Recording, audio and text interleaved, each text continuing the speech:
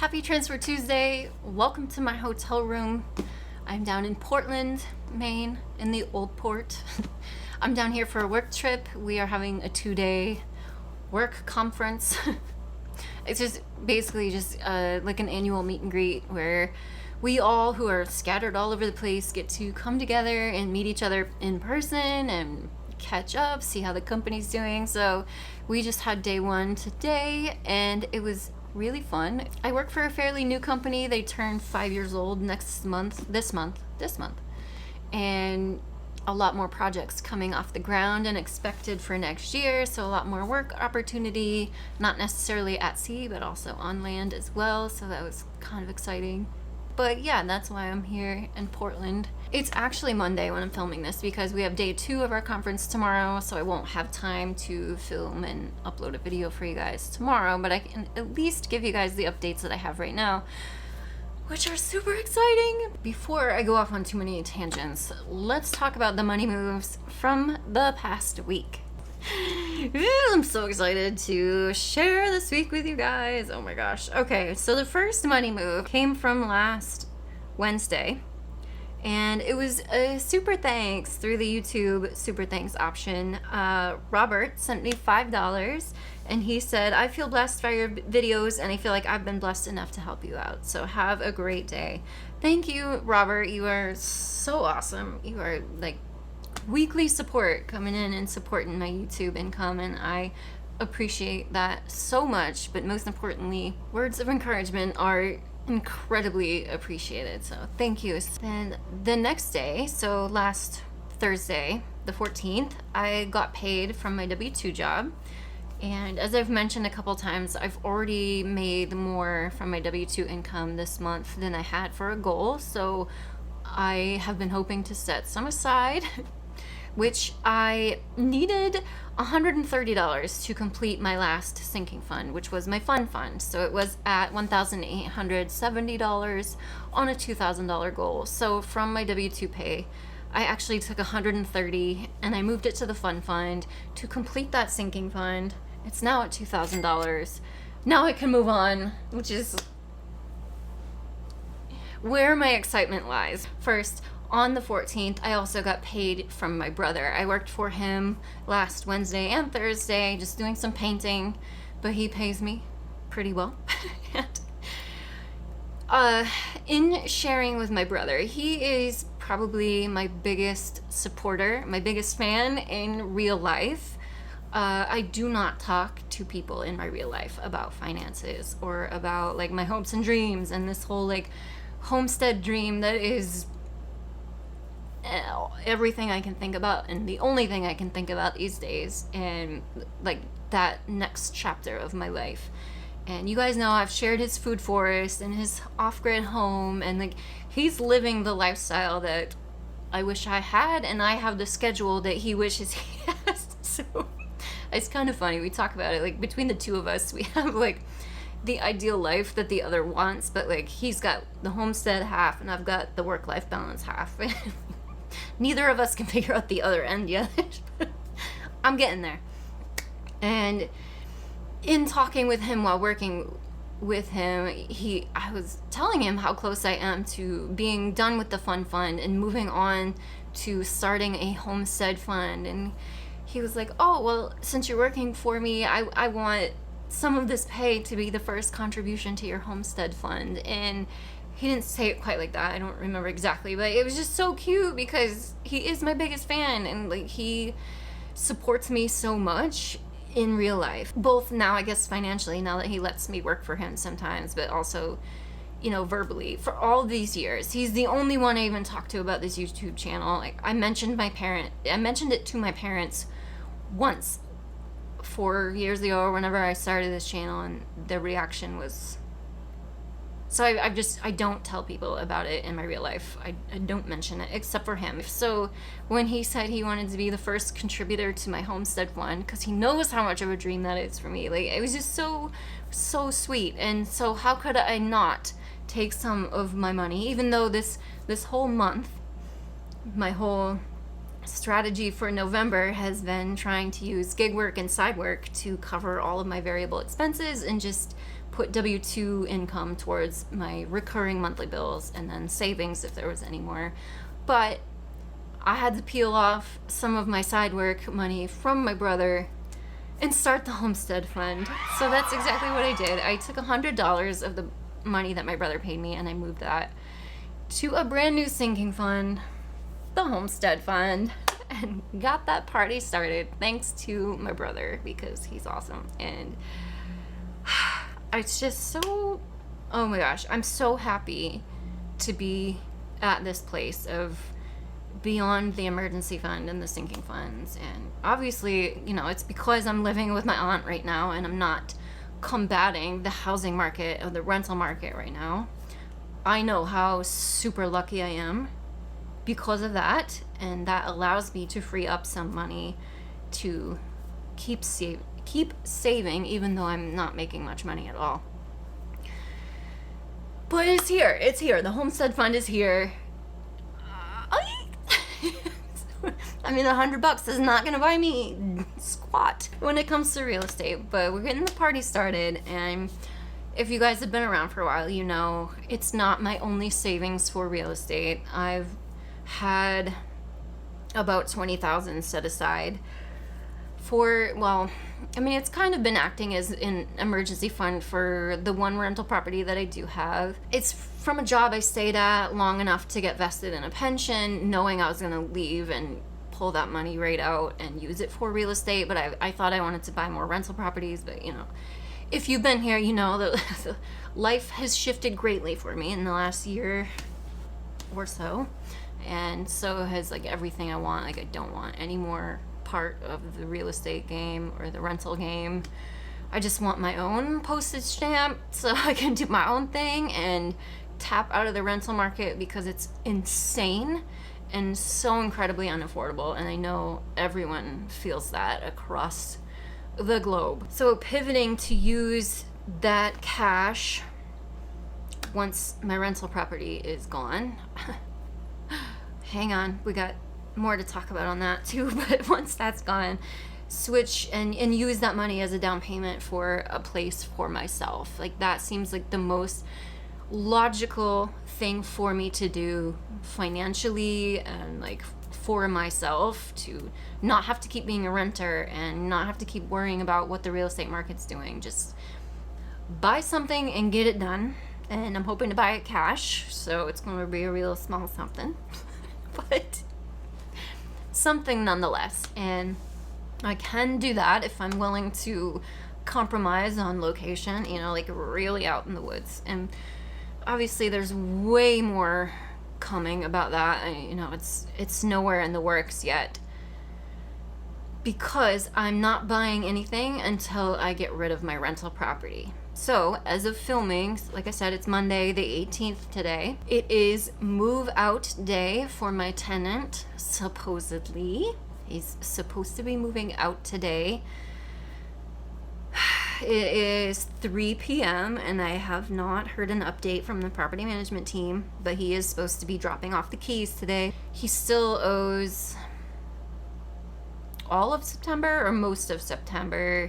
Never paid in October, and like I tried to do a cash for keys back in October to like buy the keys from him just to get him to move out quietly, just so we could both avoid the formal eviction process, because his record is clean as far as that goes, obviously, or he would not be a tenant in my building if he had evictions on his record. But he obviously wants to avoid that, I think, as far as I know. I hope. I want to avoid that because the legal fees end up being on the landlord. And I'm just, oh my gosh, fingers are just crossed that he actually moves out today. And I get an email saying he's gone, we have the keys. I don't know though. I don't know. Obviously it could go either way, and he could do whatever he wants. He could, you know, become a squatter and not want to move out and drag me through a formal eviction process. Like, I have no idea and no control over what actually happens. People suck. You know, people suck. I can't seem to get good tenants, and I can't seem to, yeah. And it's hard because I also obviously fully feel the economy right now, and having to move in with my aunt means like I can't afford rent either. So it's like, how can you be pissed at someone when this economy is so garbage, right? So it's a really weird mixed emotions, and like so it just makes me not want to be a landlord anymore, because I, one, don't want to deal with not getting paid rent, but on the other hand, like, I'm very sympathetic to that. So it's just like a weird and having a long distance rental, you know, it's in the Midwest, I'm here in Maine.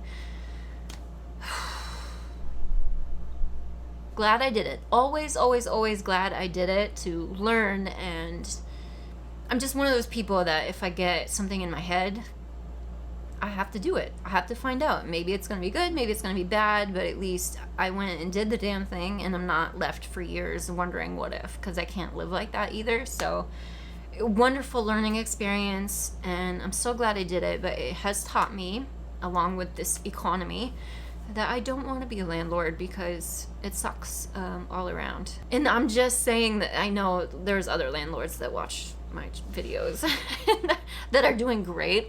And so I'm just speaking like from my one perspective, from me buying a long distance rental because I can't afford New England real estate because this shit is insane. But it's just not something I will want to do again. For right now, the biggest favor I can do for myself is to get out of the rental market and stop dealing with the inflated rental prices and all that goes with that, as well as, you know, as much as prices might be high right now, okay, in comparison to what, 10 years ago? Yes. Maybe they're going to keep climbing in the years to come, so it's smartest to buy, you know, you could just speculate all day on real estate. It doesn't matter. It just matters if I can buy something cash right now, like a small postage stamp of woods, but wherever it is, and just be done with it.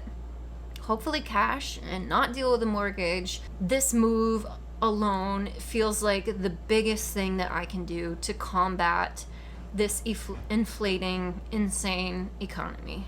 Wow, that is so much detail for a Transfer Tuesday, but I'm trying to provide context on my excitement for starting the Homestead Fund. So obviously, like I mentioned, I do have money set aside. The rental properties emergency fund, once that tenant moves out, oh yeah, so landing the plane, once the tenant moves out, I'm gonna sell that bitch so fast. Hopefully they put it on the market immediately so I can get rid of it and move on with my life. It sucks. It's my third year owning the rental property, and that is generally like when a property flips and starts to become profitable. And yeah, if my tenant actually had paid rent, it would be, because it's a pretty friggin' good cash flow spread from the mortgage on the place to what his rent is, but he just doesn't pay it, so then it's not profitable. So I just want it gone. Once that is sold and I don't need that emergency fund for that property anymore, I'm going to take that money and, combined with any profit I make from selling the property, just using it to buy a property.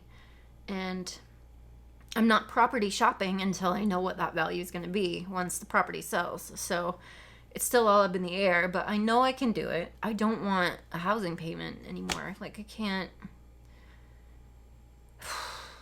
I don't. I just don't. I mean, whoever does, but I just really don't.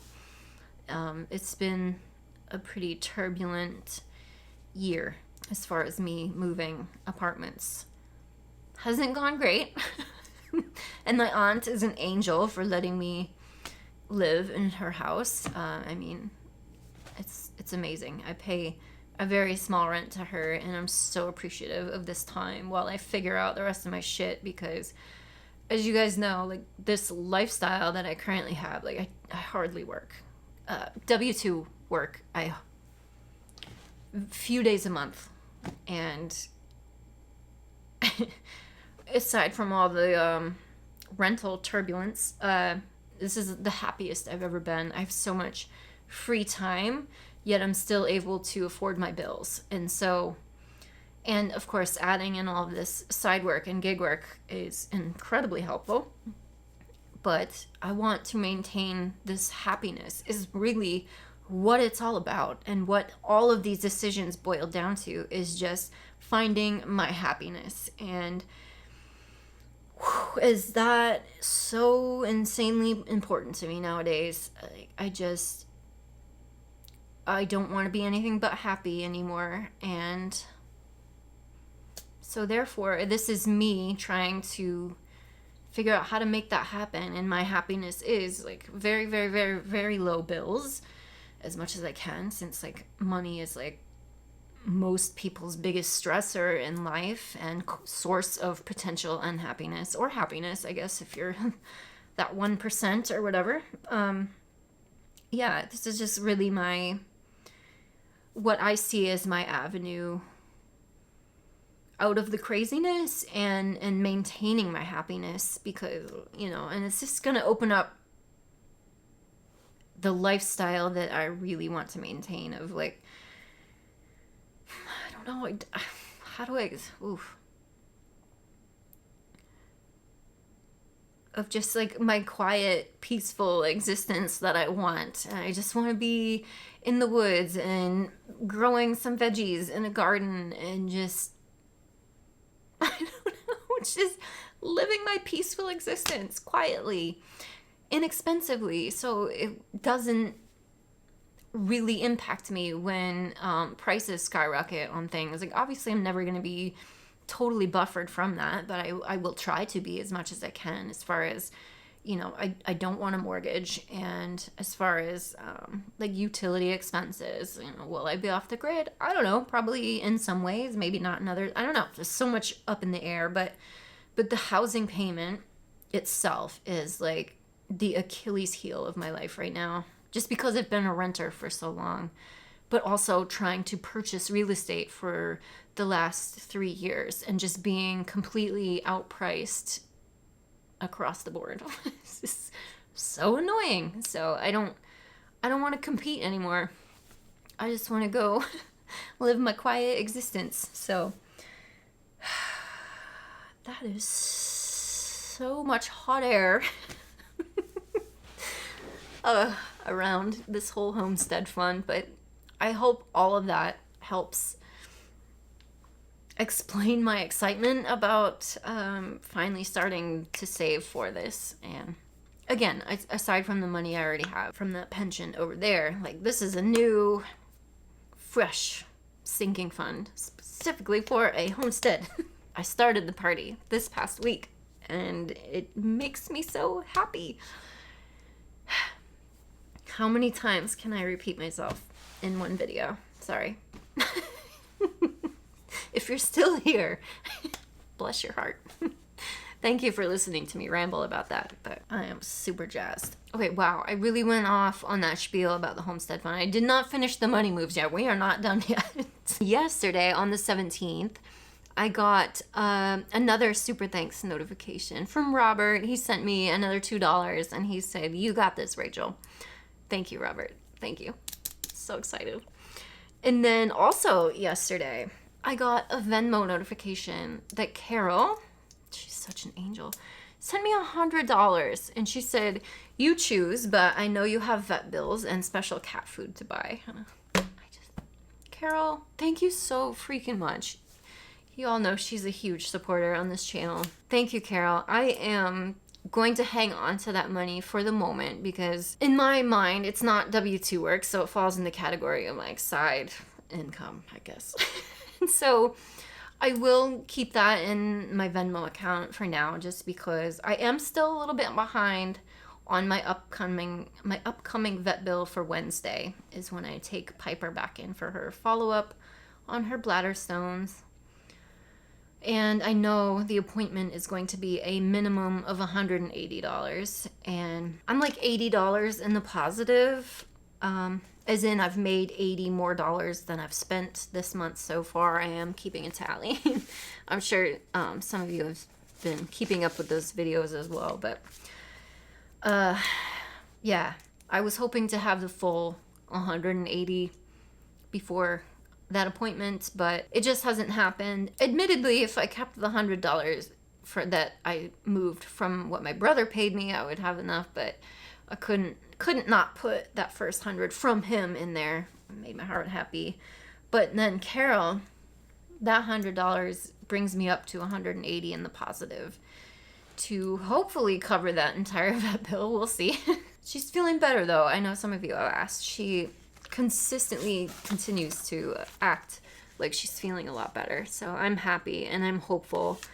I don't feel like she's gonna have her x-ray and then be like, oh, we gotta go right into surgery right now. I feel like things are improving, so we'll continue to monitor her via x-ray, hopefully.